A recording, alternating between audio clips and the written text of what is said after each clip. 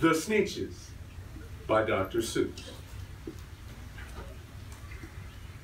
Now, the star-belly Sneetches had bellies with stars. The plain-belly Sneetches had none upon theirs. Those stars weren't so big, they were really so small, you might think such a thing wouldn't matter at all.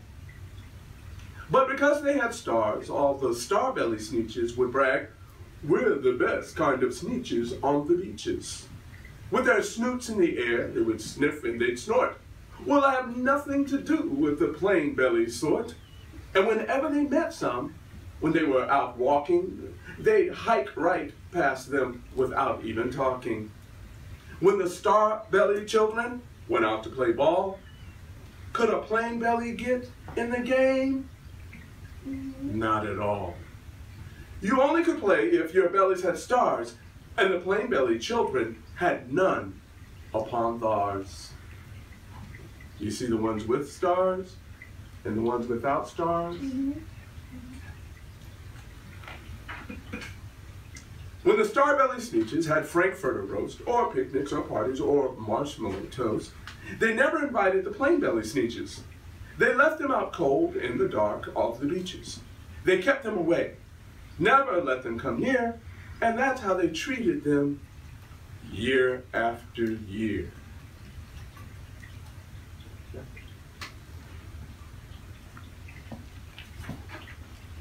Then one day, it seems, while the plain-belly Sneetches were moping and doping along on the beaches, just sitting there wishing their bellies had stars, a stranger zipped up in the strangest of cars.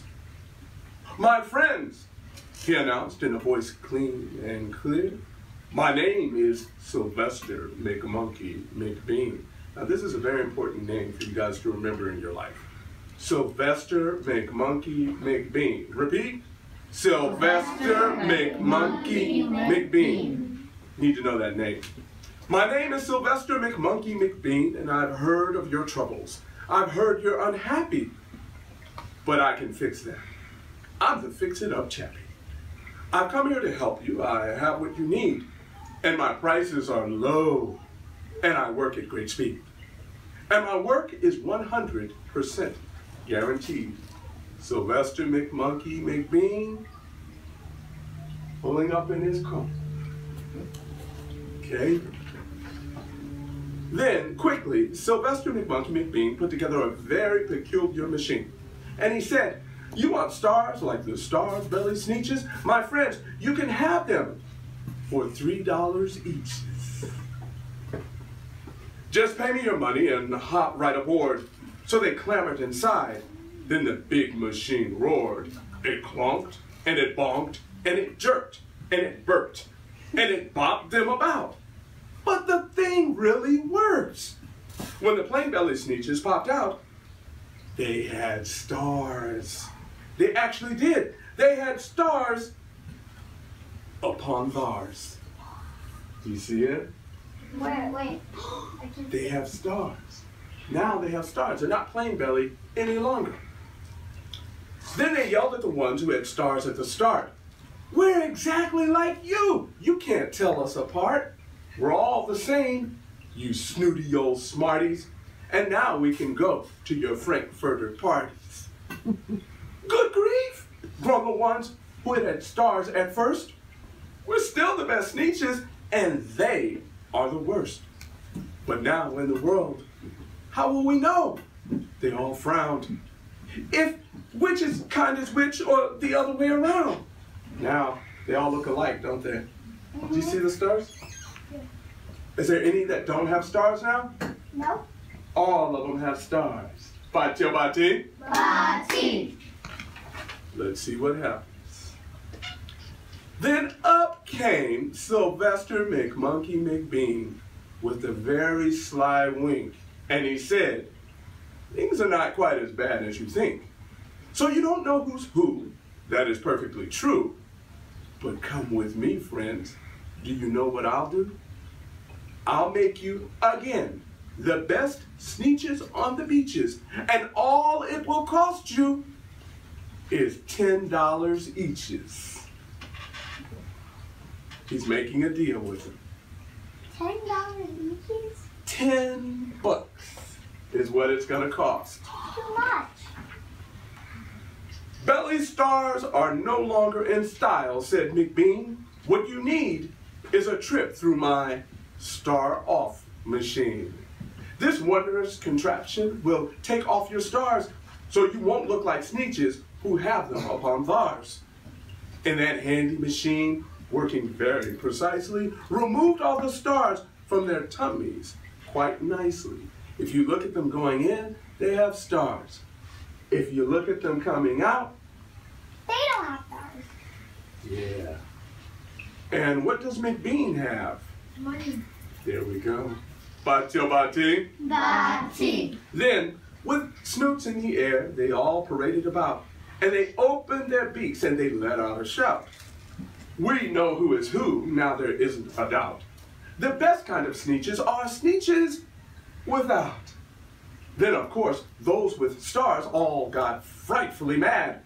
To be wearing a star now was frightfully bad. Then, of course, old Sylvester McMonkey McBean invited them into his star-off machine. Then, of course, from then on, and as you probably guessed, things really got into a horrible mess.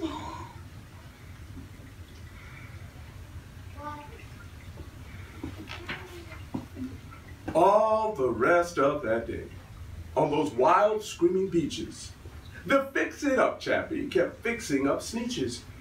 Off again, on again, in again, out again. Through the machines, they raced round and about again, changing their stars every minute or two. They kept paying money. They kept running through, until neither the plane nor the star bellies knew whether this one was that one, or that one was this one, or which one was who, or which one was what. Oh. You see him running through the machine? Oh my God, he's rich. You see? Oh, what does Sylvester McMonkey McBean have? Say it again, I heard you.